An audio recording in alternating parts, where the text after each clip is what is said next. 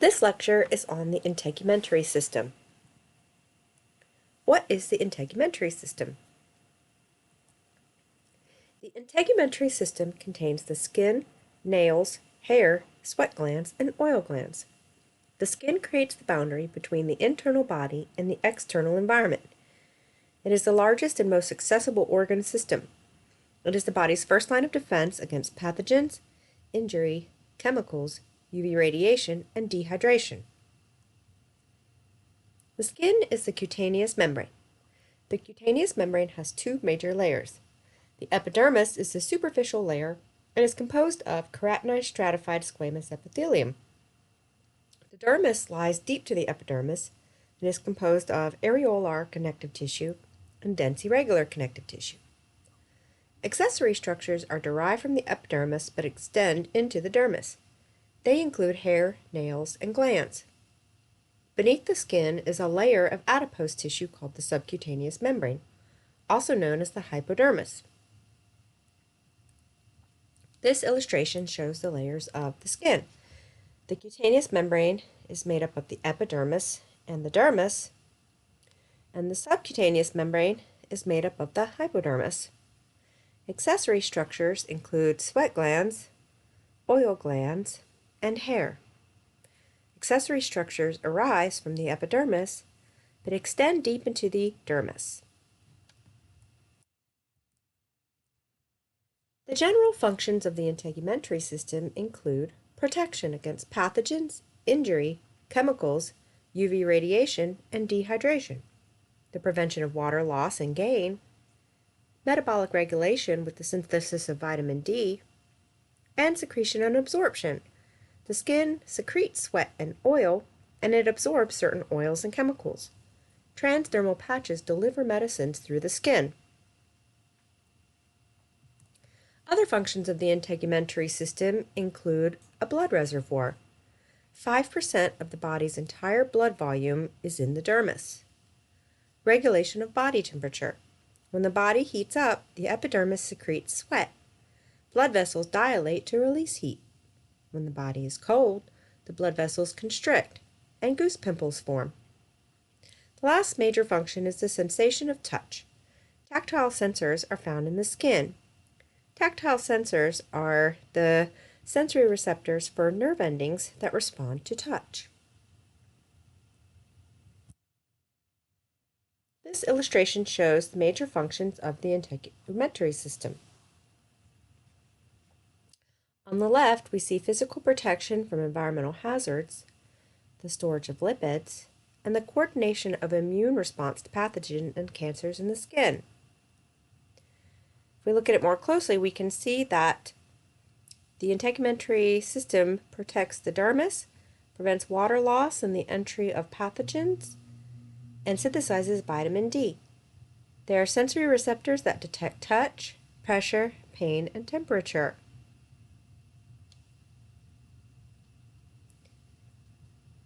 The integumentary system also nourishes and supports the epidermis and has sensory receptors that detect touch, pressure, pain, vibration, and temperature. Blood vessels assist in thermoregulation. Over here on the right, we see that there is the sensory information, the synthesis of vitamin D, excretion, and thermoregulation. If we look further, we see that hairs protect the skull and provide delicate touch sensations on general body surface. It assists in temperature regulation and waste excretion, and protects and supports the tips of the fingers and the toes.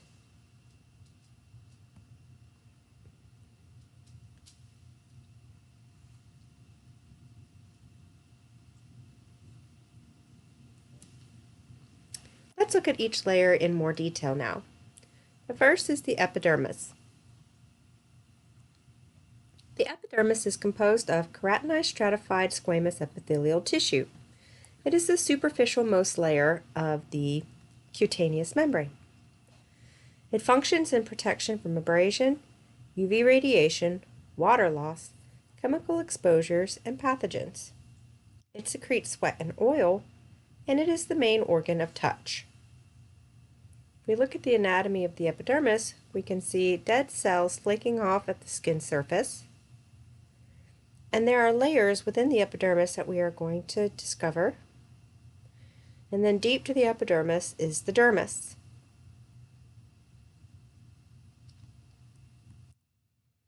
The epidermis has 4 or 5 layers depending on its location. Thick skin or thin skin is found on most skin, and it has 4 layers.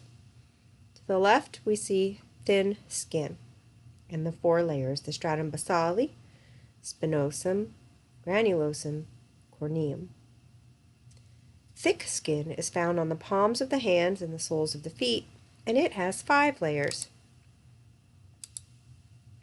We can see the stratum basale, spinosum, granulosum. Here's the 5th layer. It's called the stratum lucidum and stratum corneum. This is the stratified squamous epithelium. It's squamous because the cells that are on the top are flattened, and it's stratified because there's more than one layer of cells. As we move from the stratum basale to the stratum corneum, the cells flatten out and eventually die.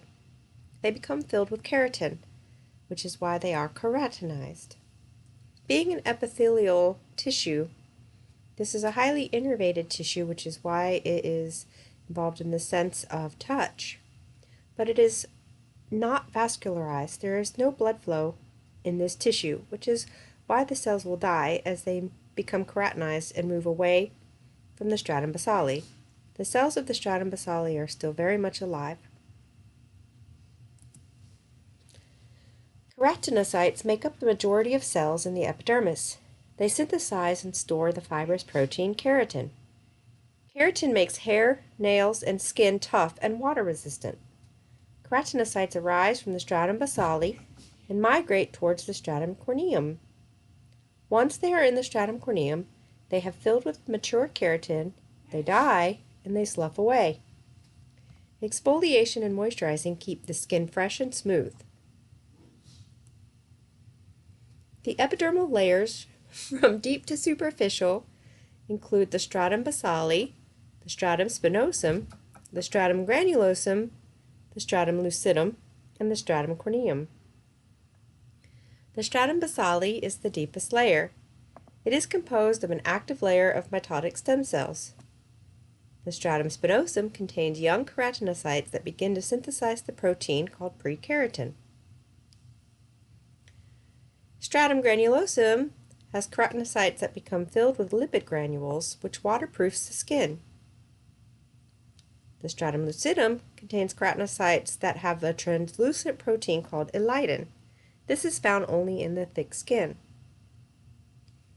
Stratum corneum is the superficial layer, and it contains 20 to 30 layers of keratinocytes that are dead and filled with mature keratin.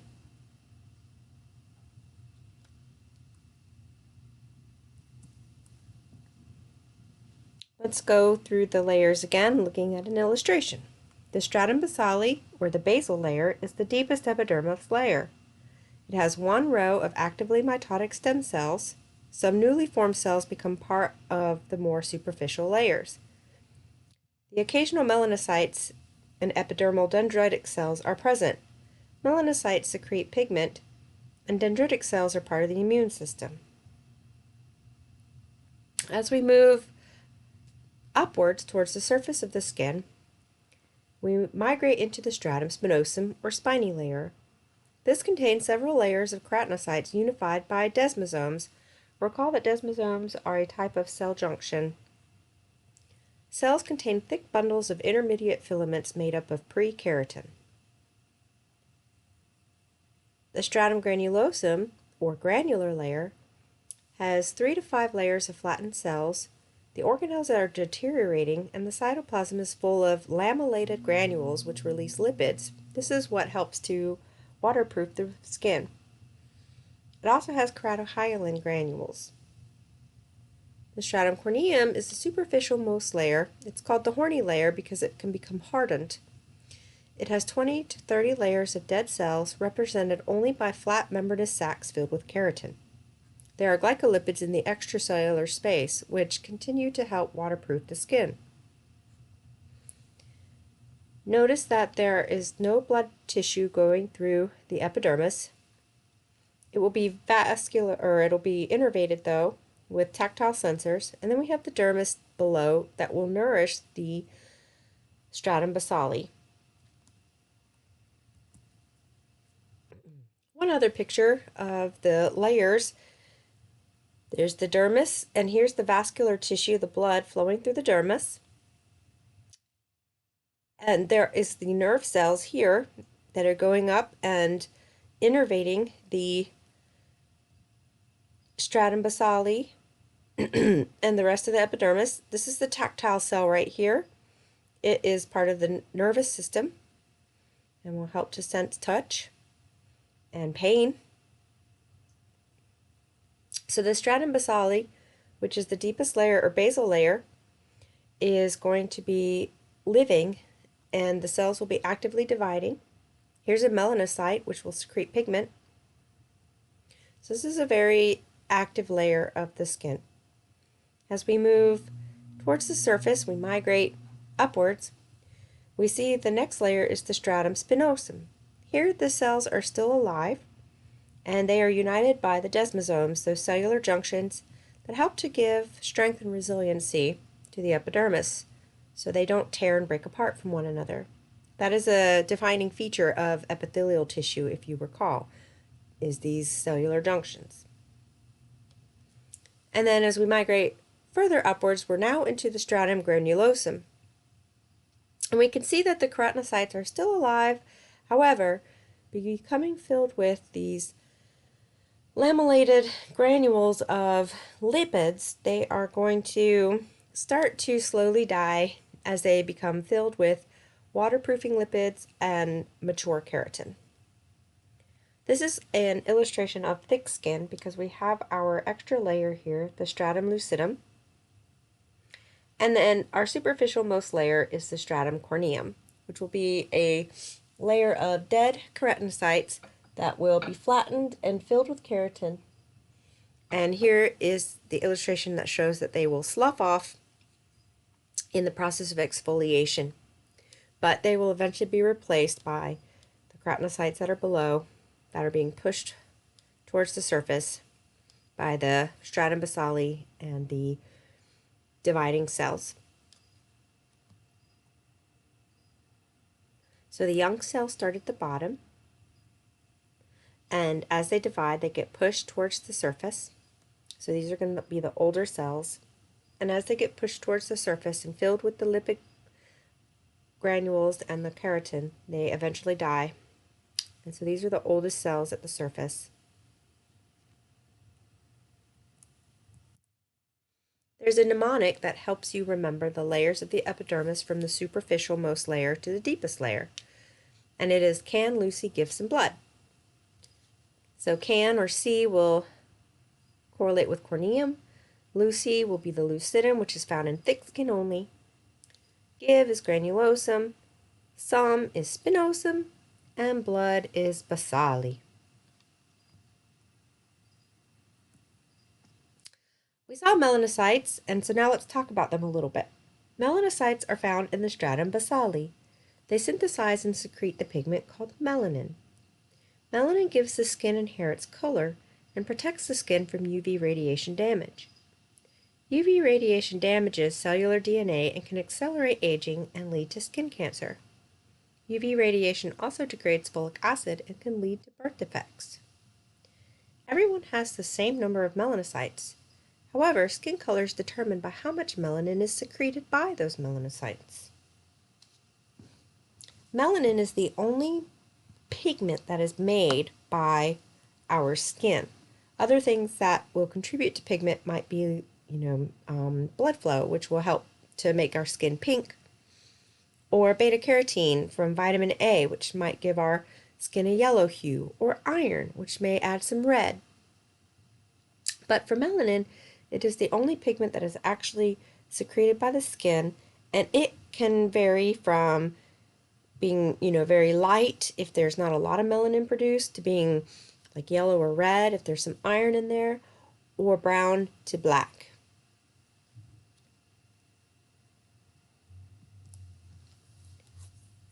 So the coloration of the skin depends on the amount of melanin produced by melanocytes in the stratum basale and taken up by keratinocytes. Albinos do not express the gene for melanin at all. So here we see a darker skin tone, and the melanocyte is secreting the melanin, and it's putting vesicles of melanin within the basal layer of the keratinocytes. And the keratinocytes will carry the pigment upwards with them as they migrate towards the surface. And here we can see that the melanin has been released from the vesicles and is now scattered throughout the cells, and so the pigment is concentrated within the cells. And this protects the nuclei here, the rounded organelles, from UV radiation. In the light-skinned individual, we see that there isn't any melanin secreted in these cells here. Notice that there's none that are in the melanosomes, which is the name of the vesicle. And so they never get, distributed throughout the keratinocytes, and they're not protecting the nucleus from UV radiation. Therefore, the lighter-skinned individual is at more risk for sun damage and potential skin cancer and accelerated aging than is a person with the darker skin tone.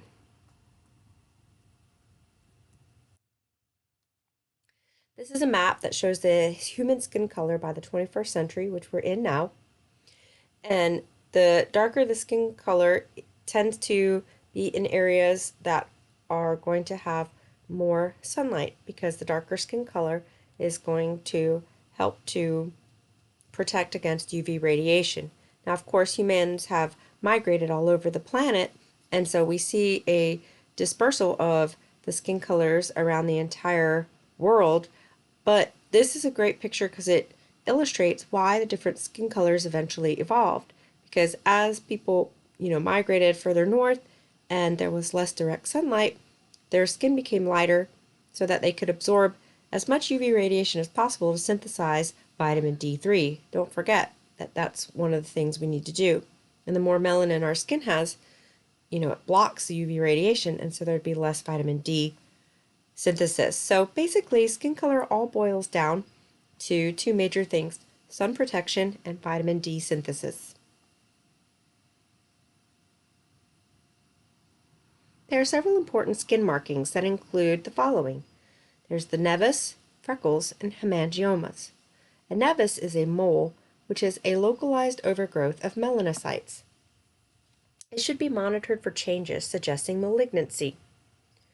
Freckles are yellowish or brown spots that are localized areas of increased melanocyte activity.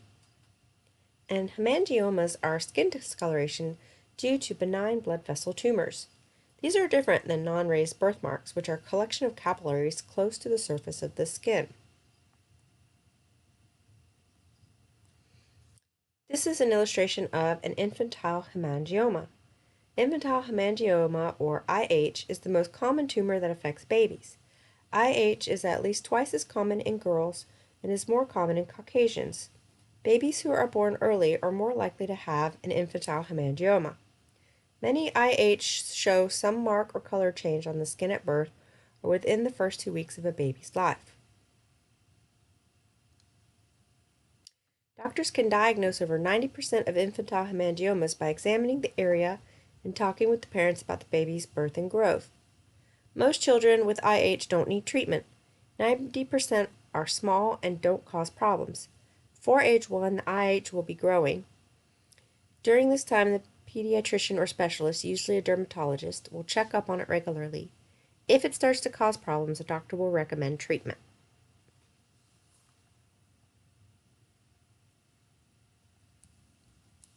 Now let's talk about the dermis.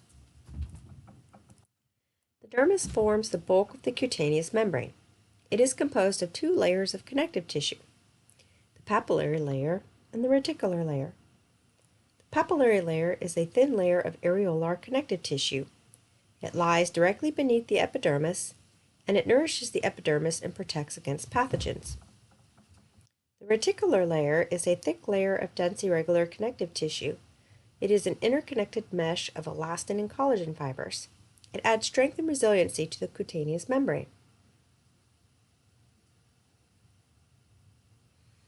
This is an illustration showing the papillary and reticular layers of the dermis.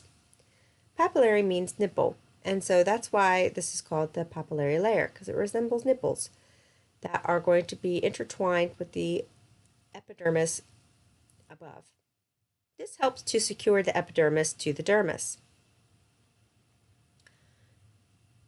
The micrograph of the papillary layer of the dermis is showing the collagen fibers, blood vessels, adipose tissue, and white blood cells that are all in here to help nourish and protect the overlying epidermal layer.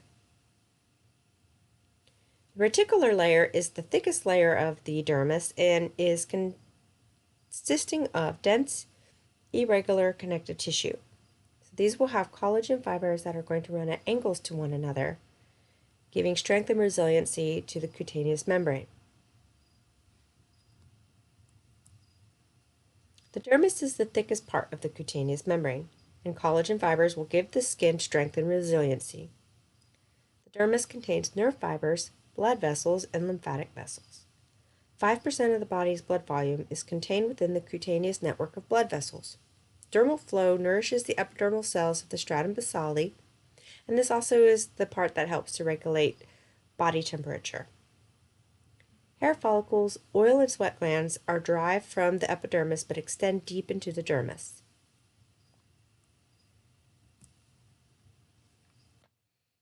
This illustration shows a good view of the dermal papillae, the dermal nipples, that are going to intertwine with the epidermis above.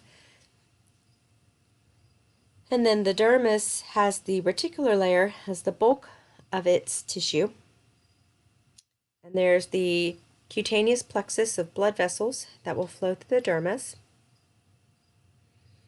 And then the accessory structures that arise from the epidermis will extend deep into the dermis.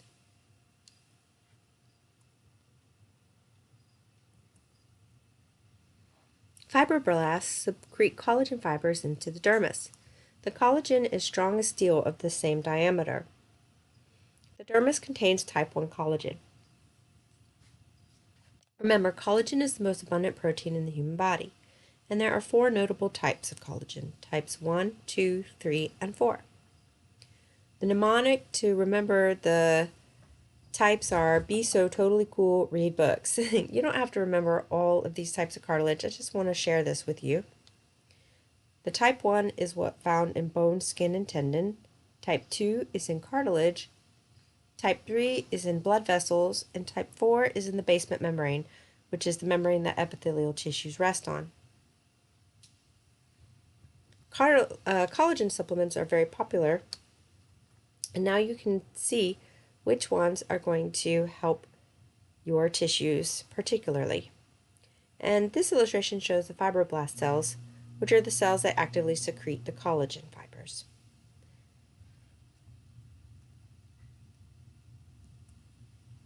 Cleavage lines are patterns of collagen fibers in the dermis. Incisions made parallel to cleavage lines heal more readily than those made perpendicular to cleavage lines. The illustration on the left shows a map of the cleavage lines on the model who is standing in anatomical position.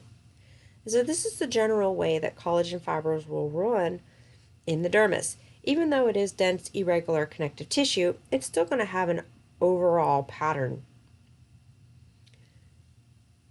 In illustration A, this mom had a C-section where the surgeon cut perpendicular to the cleavage lines in her abdomen. Notice how wide the scar is, as the wound would have gaped more because cutting perpendicular to the cleavage lines would cause the skin to open more wider.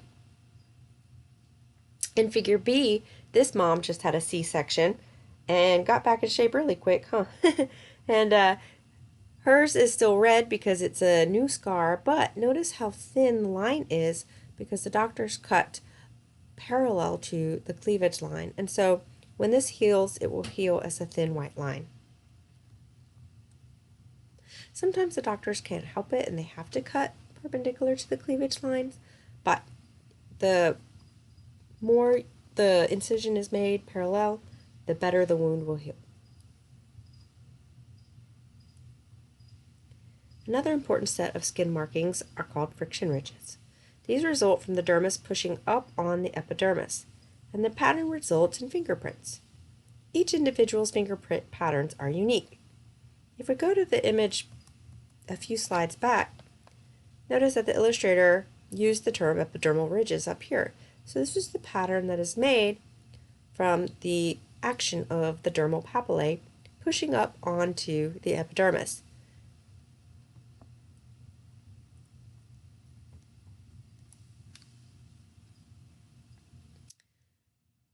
These are the different kinds of patterns that are found in the fingerprints, and these are genetically determined and unique to individuals. The little dots that you see on the fingerprint represent sweat pores, and the sweat film that is left behind is what actually leaves the fingerprints on surfaces. Now let's look at some trauma. Trauma to the skin may result in blisters, stretch marks, or bed sores. Blisters are a separation of the epidermal and dermal layers by a fluid-filled pocket, and this is caused by friction. So they've taken the epidermal ridges and the dermal papillae and rubbed them apart, and the tissue fluid will fill in the accompanying space, forming a pocket called the blister. Here's someone who has blisters on their heel. We've all experienced that, I'm sure. I know I have. The middle image shows stretch marks. Stretch marks result from extreme stretching of skin, which tears the dermis and results in scar tissue.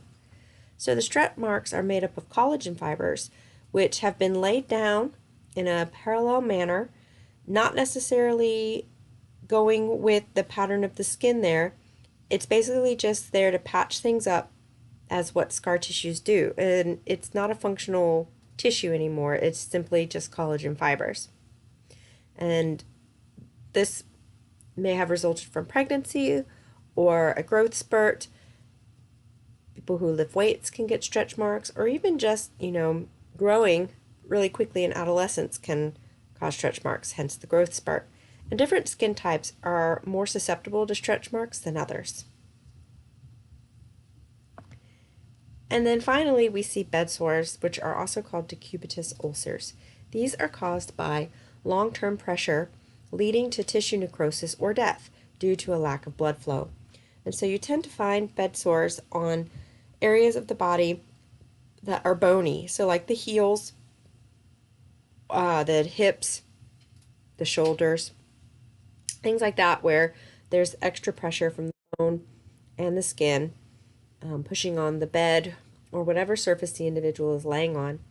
And that pressure will cut off blood supply to the area and will lead to tissue death and necrosis. Other types of trauma to the skin may result in corns and calluses.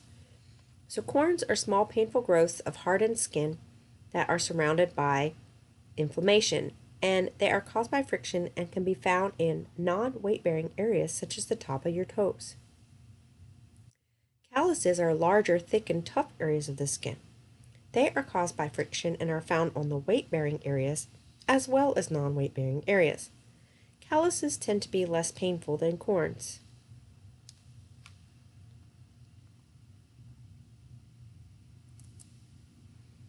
Finally, let's talk about the hypodermis, which is the deepest layer. The hypodermis is called the subcutaneous tissue because it lies deep to the cutaneous membrane.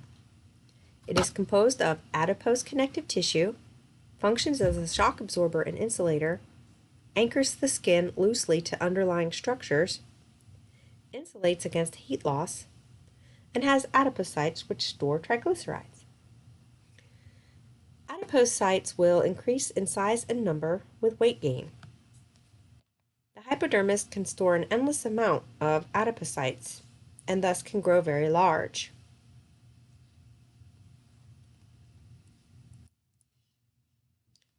Here's an illustration of the different types of fat distribution and how it can affect health. Visceral fat is the most likely to lead to heart disease, diabetes, and cancer. Notice that the subcutaneous fat here is the abdominal fat, and then eventually it will start to fill in around the organs, including the liver, and this is called the visceral fat. And this is the one that's most likely to lead to heart disease, diabetes, and cancer. 1 through 6 shows the trends in which a person's body is genetically predispositioned to store body fat. A waist circumference of greater than 40 inches puts one at greater risk for heart disease, diabetes, and cancer. So that's 41 inches. Accessory structures. The epidermis gives rise to several accessory structures that protect and nourish the skin. Accessory structures extend into the dermis and include nails, hair, sweat glands, and oil glands. This image shows the sweat glands, oil glands, and hair. Nails are found on the dorsal tips of the fingers and toes. The structure of a nail includes the nail matrix, the cuticle, and the nail body. The nail matrix is the site of active cell growth. It is also called the nail root and appears as a white structure called the lunule. The cuticle protects the nail root from pathogens and is found at the border of your skin of your finger and the nail body. The nail body is composed of hardened keratin. If you look, you can see that it is laid out in parallel lines. There is little to no melanin in human nails. The pink color derives from the capillaries in the skin.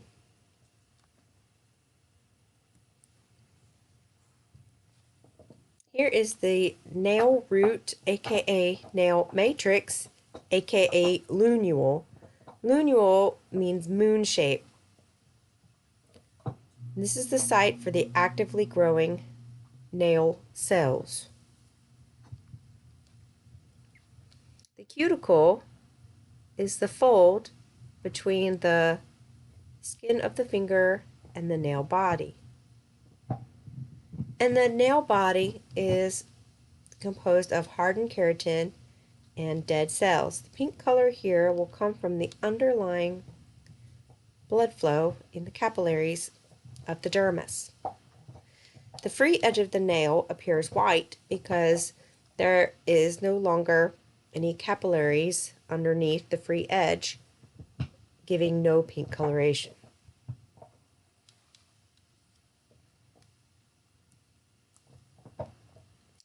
Hair is found all over the skin except for the lips, nipples, palms, soles, and portions of the external genitalia. Hair has many important functions. Scalp hair protects against physical trauma, heat loss, and exposure to UV radiation. Scalp hair also aids in a person's identity. Eyebrows and eyelashes protect the eyes from sweat and debris. Ear hair protects the eardrum from debris and insects. Nose hair protects the respiratory passageways from debris. Armpit and genital hair distributes pheromones. And nerve endings give the sensation of touch all over skin.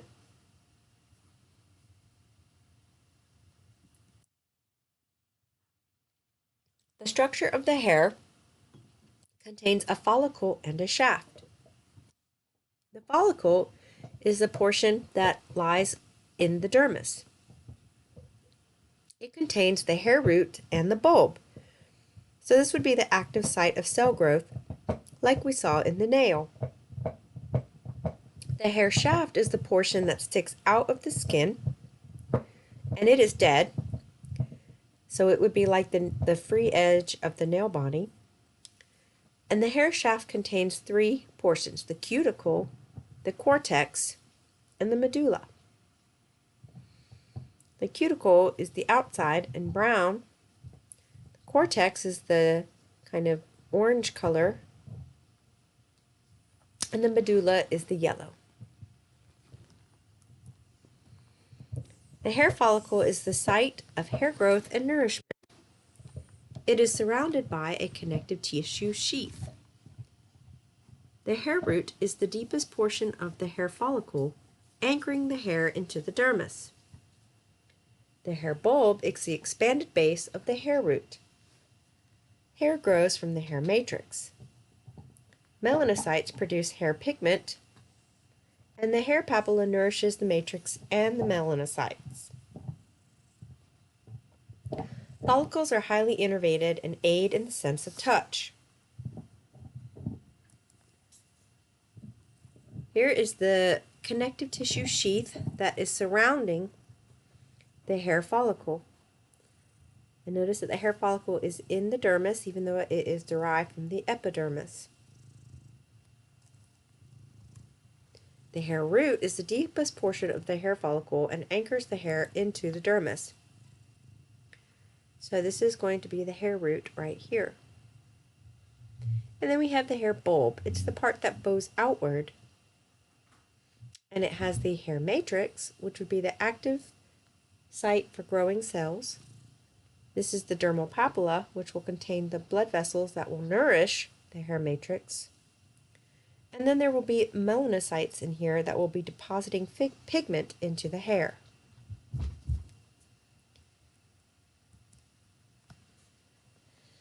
The hair shaft can grow several feet in length depending on the region of the body. The cuticle is the outer surface of the hair shaft. The cortex surrounds the medulla and contains pigment, and the medulla is the central core of what we call terminal hair. Let's look at each one. The cuticle is the outer surface of the hair shaft, and so oil from the hair follicles will keep the cuticle healthy and soft. A healthy cuticle allows individual hairs to slide over one another without getting tangled. The cortex surrounds the medulla, or central core of terminal hair, and contains the pigment. Terminal hair is thickened hair on the scalp, face, armpits, anal genital region, forearms, and legs. The other type of hair is called vellus hair, and it lacks a medulla. It is also known as peach fuzz, and it is found on the entire body, except for the palms of your hands and the soles of your feet.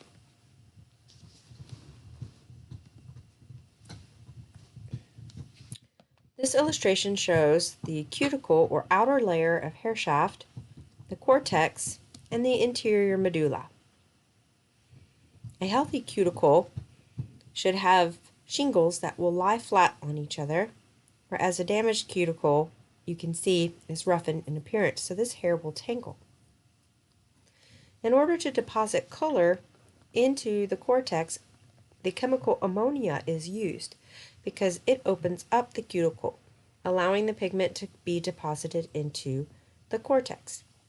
And then the oil treatment after the color treatment is going to then help reseal the cuticle to keep the color in. Semi-permanent and demi-permanent hair coloration just lies on the cuticle itself and does not go into the cortex. When an individual ages, the cortex will start to become filled with air bubbles, making it brittle, and it will also lose pigment, becoming gray or white. A smooth muscle called the erector pili attaches to each hair follicle. It contracts in cold temperature and during emotional sensations. This causes goose pimples over the entire body. It's part of the sympathetic response of the nervous system, which is very quick and it covers the entire body.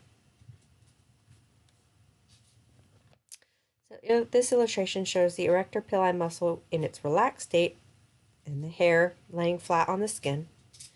And then when it contracts, it pulls on the connective tissue sheath and the epidermis of the hair follicle, raising the hair up on end. Erector means to stand on end, and pili means hair. Hair loss can be caused by stress, hypothyroidism, chemotherapy, injury, aging, and genetics. On the left is the normal hair follicle, and as the follicle shrinks, it can cause hair thinning and loss. And this follicle here is disconnected from blood supply and unable to grow new hair. There are hormones that are involved in the regulation of hair growth, and as these hormones change with the aging process, it sometimes can affect the hair cycle, leading to hair loss. The skin contains sweat or sudoriferous glands. There are two major types of sweat glands, merocrine and apocrine. Merocrine sweat glands will secrete sweat via exocytosis. They are also called eccrine sweat glands. They are found all over the skin except for the lips, nipples, and portions of the external genitalia. They are important in thermoregulation. Apocrine sweat glands will secrete a fatty liquid that contains pheromones. The secretion will occur via the apical portion of the cell pinching off. These sweat glands are located in the axillary and anal genital regions. In a merocrine secretion, the sweat is released via exocytosis. In an apocrine secretion, the apical portion of the cell is pinched off along with its contents.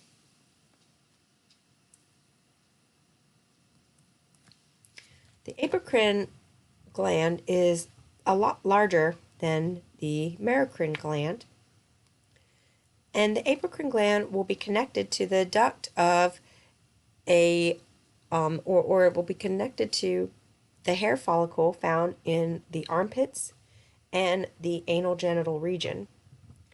So the secretions of the apocrine sweat gland will be oily, and they will contain pheromones. Pheromones are chemicals that alert about the menstrual cycle of a female. They will also alert about the sexual chemistry of a person, even down to like their immune system and their genetics. People who are more likely to be related to each other will react in a negative way to pheromones versus people who are less likely to be related to each other. And it's all a subconscious reaction to these chemical cues called pheromones. And then the merocrine sweat glands are going to secrete just the good old-fashioned sweat that will aid in thermoregulation. They will also help to, excrete waste from the body.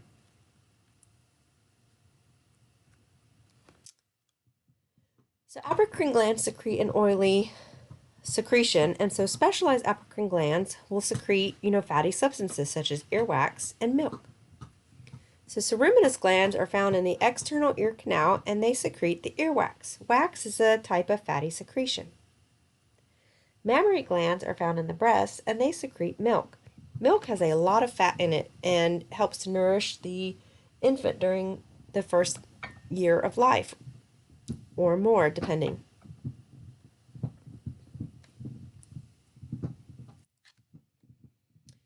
The skin also contains oil or sebaceous glands. Oil glands are associated with every hair, and they secrete sebum, or oil. The functions of sebum include lubricating the hair and the skin, helping the skin remain water resistant, creating the acid mantle, which keeps the skin's pH acidic at about a 5.5. This helps to protect against bacteria. It is a whole-crine secretion of sebum, which means that the entire cell will rupture and die as the oil is being secreted. This is one of the reasons why excess oil production can lead to acne or folliculitis. Here we see the cell secreting its substances by dying.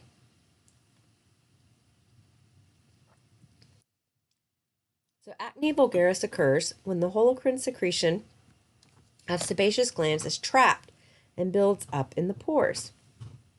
So we see that there is an accumulation of epithelial cells and keratin,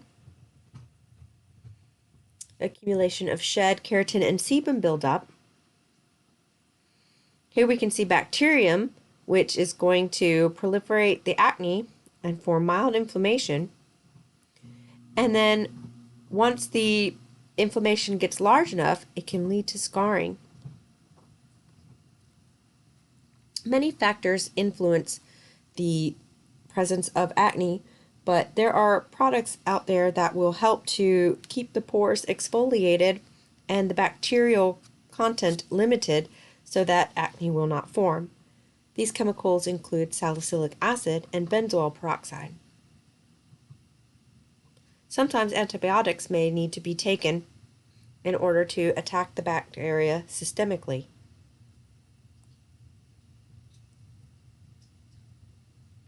Let's look at some clinical aspects of the skin, such as wound healing and burns and cancer.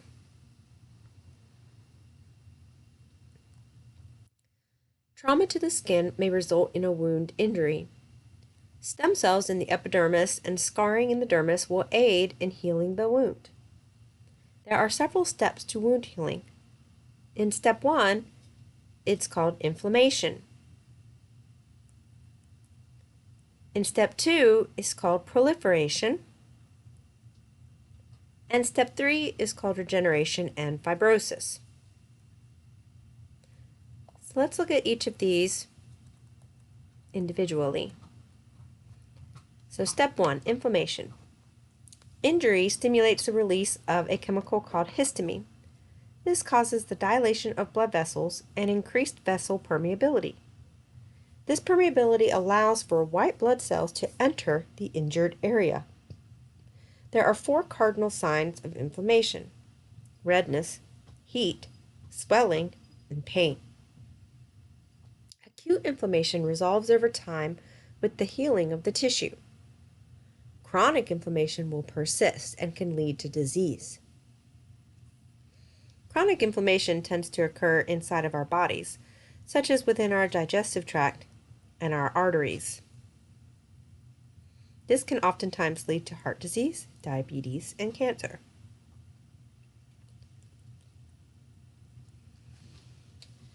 This illustration shows inflammation. The severed blood vessels will bleed, and inflammatory chemicals are released, the histamines. This causes the local blood vessels to become more permeable, allowing white blood cells to migrate out of the blood vessels into the damaged tissue area. Clotting proteins and other plasma proteins will seep into the injured area as well. This will form a scab as clotting occurs.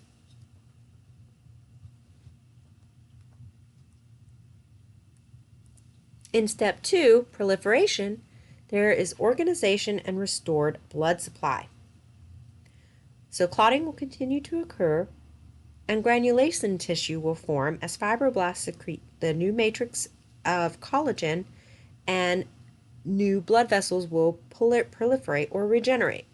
So this is where all those stem cells in the epidermis and dermis are going to really come into play. A granuloma is a tumor, usually benign, that is going to consist of excess granulation tissue.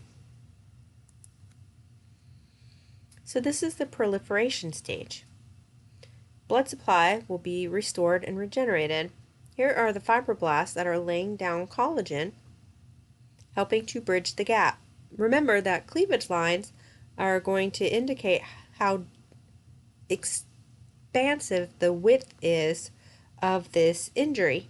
So cutting alongside the cleavage lines will result in a narrow division, whereas cutting perpendicular to the cleavage lines will result in a wide. So the wider the injury, the more likely the scar will be extensive, because there will be a longer place for the collagen fibers to bridge. Other things that are going on during proliferation is that the macrophages and white blood cells are phagocytizing cell debris, or eating it up. And the surface epithelial cells will multiply and migrate over the granulation tissue. So it's very important not to pick your scabs. You don't want to mess with this proliferation and, re-tear and reopen your wound. That's why it can lead to more scarring.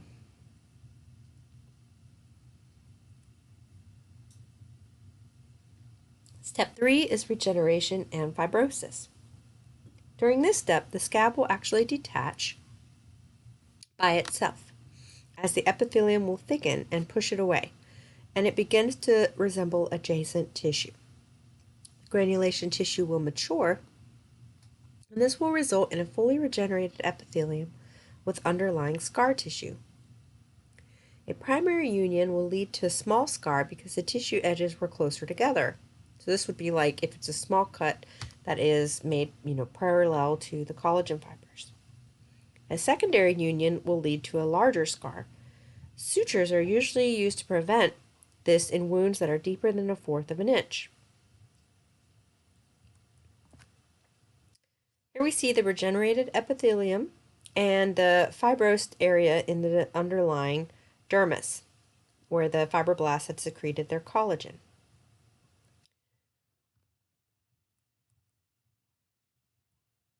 This is the primary union here, showing that it is a more narrow injury that will usually lead to a fully regenerated epithelium and a very small fibrous union that won't result in a large scar.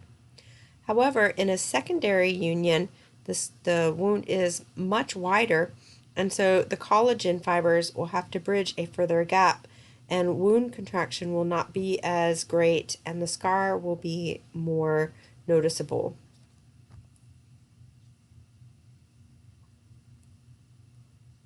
All right, let's look at burns. Heat, electricity, radiation, and certain chemicals can all lead to a burn. A burn occurs when the proteins have been denatured by this, extreme temperature, leading to cell death and tissue damage. There are two important threats from third-degree burns. The immediate threat is dehydration and electrolyte imbalance, leading to renal shutdown, circulatory shock, and hypothermia. So the patient is at risk for shock and hypothermia. The later threat is infection because the skin barrier has been breached and bacteria and other pathogens can now enter and infect the tissues. So there are 3 major types of burns that are recognized, even a 4th one that goes deeper than the 3rd. But these basically depict what layers of the skin have been affected. So in the 1st-degree burn, the epidermis is affected. In the 2nd-degree burn, the epidermis and the upper layers of the dermis have been affected. In a 3rd-degree burn, the epidermis and all of the dermis have been affected, even extending deeper into the hypodermis. Once it gets down into the underlying muscle tissue and bone, that's when we start to see the 4th-degree burn. In a 1st-degree burn, only the epidermis is damaged. Symptoms include localized redness, swelling, and pain. They tend to heal in 2 to 3 days without special attention. Repeated 1st-degree burns from sun exposure can lead to skin cancer. And this really hurts. It's since it's in the epidermis, it's got all of that nerve supply, so even though only the epidermis is damaged, it's still pretty serious. And this can occur not only from UV radiation, but also, capsaicin from peppers and things like that. So very painful, but fortunately can usually heal in a few days without special attention. If a blister forms, then we consider this a 2nd-degree burn. So this injures the epidermis and the upper regions of the dermis. Symptoms are redness, swelling, and pain with blisters. The skin will usually regenerate within 3 to 4 weeks if care is taken to prevent infection. However, there can still be some extensive scarring as the dermis has been affected. A 2nd-degree sunburn will increase the risk of skin cancer by 50%, even just one. So this is an illustration of a little boy who had scalding water poured on him. Like he didn't, he pulled down the pot which is every parent's nightmare, right? Of hot water, and it spilled on his chest. So nobody poured that on him. He just, got into an accident. But here we can see that his skin was fully regenerated. Luckily, he was young enough that his skin was growing rapidly and he has minimal scarring. I have, however, seen individuals with second-degree burn scars that are very, close to what you would expect with the next burn, which is the third-degree burn. This is a full-thickness burn, which involves the entire thickness of the skin. The nerve endings in the area are destroyed, so initially, this burn isn't going to necessarily hurt. However, it's excruciating during the healing process. The burn tissue and any clothing will have to be debrided away from the site of injury. And skin grafting is usually necessary to stop fluid loss and infection. This is a deep enough burn that it cannot heal on its own. So I'll go ahead and go to the next slide because I know you guys don't like seeing that. So there's this thing called the rule of nines, which is a method used to estimate the volume of fluid loss suffered by the patient. It is done by computing the percentage of the body surface burned. Critical burns are considered if over 25% of the body has second-degree burns, over 10% of the body has third-degree burns, or there are third-degree burns on the face, hand, or feet. This is how the rule of nines was figured out. The head and the neck is considered 9% of the body's surface area. The upper limbs are 9% each, so the right arm is 9%, the left arm is 9%. The trunk is considered 36%, so the ventral portion of the trunk would be 18%, and the dorsal portion of the trunk would be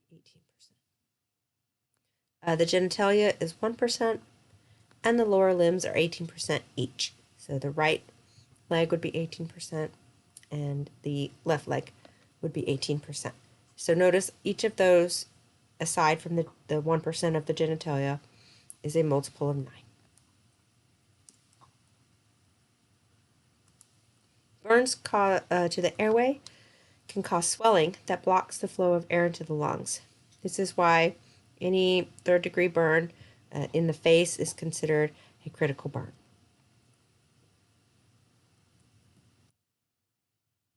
Last but certainly not least, aging and skin cancer. All right, so the skin shows many signs of aging, which leads to big business for estheticians and dermatologists and all kinds of practitioners who are involved in beauty products such as Botox and dermal fillers and all of those wonderful things that are designed to help prevent the signs of aging. So the reason that the skin shows aging is because there's a reduced number and activity of stem cells in the epidermal and dermal layers. Wound healing is also going to be slower as a result of this. Collagen fibers will break down and are not replaced, so we're losing our fibroblasts. We start losing our collagen at the age of 30, and so that's why collagen supplements have become so popular. And also getting adequate vitamin C is important to help prevent collagen breakdown because vitamin C helps us to produce collagen. Elastic fibers will lose elasticity, and this can cause crease lines, also known as wrinkles. There is a decreased immune response due to fewer white blood cells. Hair follicles will produce thinner hair or none at all due to hormonal changes. And UV radiation damages DNA in the epidermal cells. So this accelerates our aging and wrinkles, and UV radiation damage is the predominant factor in the development of skin cancer. When a person is out in the sun a lot and they are exposed to continuous UV radiation, their skin darkens and can thicken and wrinkle. Basically, they are tanning their hide and becoming very akin to leather. And a lot of that is going to result from the damage to the elastic fibers from that UV radiation. and it's also going to increase the risk of skin cancer. So 1 in 5 Americans will develop skin cancer. Most tumors arise in the epidermis, are benign, and do not spread. The crucial risk factor is the overexposure to UV radiation in the sunlight. And generally what happens is once a person has developed a skin cancer, usually they're going to notice that they have repeated skin cancers pop up in other parts of their body. Because since the skin is such an extensive membrane, and more than one spot is going to be exposed to the UV radiation, the mutated cells may form skin cancers at different rates, and one may pop up on your arm, and then you get that taken care of, and then one may end up popping up on your other arm, or on your forehead, or on your kneecap, or wherever. So that tends to happen to individuals who start showing skin cancers. Once you get one, you're going to generally have repeated episodes. So let's look at the 3 major types. The first is basal cell carcinoma. It's the least malignant and the most common skin cancer. It accounts for nearly 80% of skin cancers. Cancer lesions will arise from basal cells in the epidermis, and it occurs most often on the sun-exposed areas of the face and appear as shiny dome-shaped nodules as the cells of the Stratum Basale continue to undergo mitosis and push the layers upwards at a faster rate than the surrounding areas of the skin. We can see blood vessel growth into the area, which is called angiogenesis, and this is characteristic of tumors, as they will bring blood vessels into the area to feed the metabolically active dividing cells. Squamous cell carcinoma is the second most common skin cancer. It arises from the squamous cells of the Stratum Corneum, or the upper layer of the epidermis. Lesions appear as a scaly reddened papule, which is a small rounded elevation. It arises most often on the head, the scalp, the ears, the lower lip, and the hands. But again, it can occur anywhere, and it tends to grow rapidly and metastasize if not removed. And once a squamous cell carcinoma is removed, it's important to continue to monitor for changes in the skin, because these tend to pop up in many places at different times over the body. Especially once one starts popping up, you're pretty much guaranteed you're going to see one or more afterwards. Melanoma is a cancer of melanocytes and is the most dangerous skin cancer. It is highly metastatic and is resistant to chemotherapy. It can begin wherever there is pigment, and most appear spontaneously. About 1/3 develop from existing moles. So it's good to have your moles mapped and keep aware of any changes in those moles. However, if a mole will appear spontaneously, it's important to get that checked out. So melanoma appears as spreading brown to black patch that metastasizes rapidly to the lymph and the blood vessels. These are several different examples of melanoma.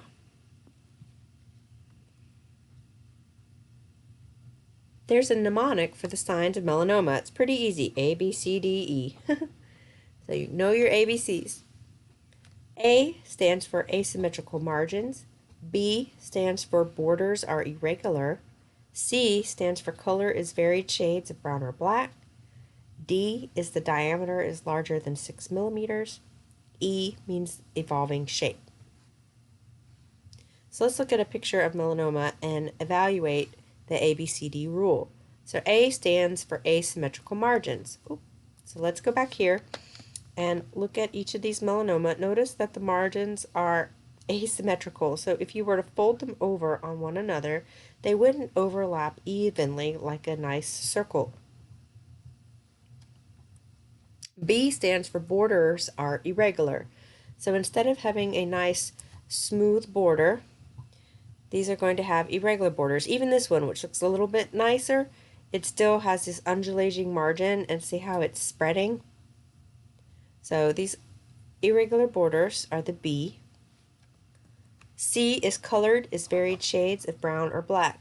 So notice that none of these have, a consistent coloration to them. It's all varying shades as the cancer is spreading in the tissue.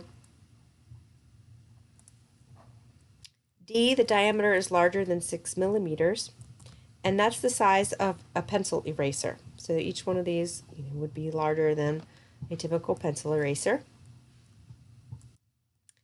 And E is the evolving shape. So these are going to change shape as the cancer is progressing. That's why they say if you ever notice a change in your moles or you notice a new mole appear spontaneously, definitely get that checked out because it could be melanoma, which is the deadliest and most dangerous of the skin cancers. And so here's our comic. It's a fibroblast talking to another fibroblast who's the contractor or the foreman. And so the construction worker is saying, here's the collagen you wanted, sir. You want me to do it like I did before in an artful crosshatch motif? And the foreman is saying, just install it going in one direction. There's no time for your nonsense. But that will look terrible, says the construction worker fibroblast. And the joke is this is how scar tissue is made. So that's why scars look the way they do. They're not trying to blend into the skin. It's basically just to patch it together so that we stop bleeding and we're not exposed to pathogens. And that's that. Well, thank you all for watching and be blessed.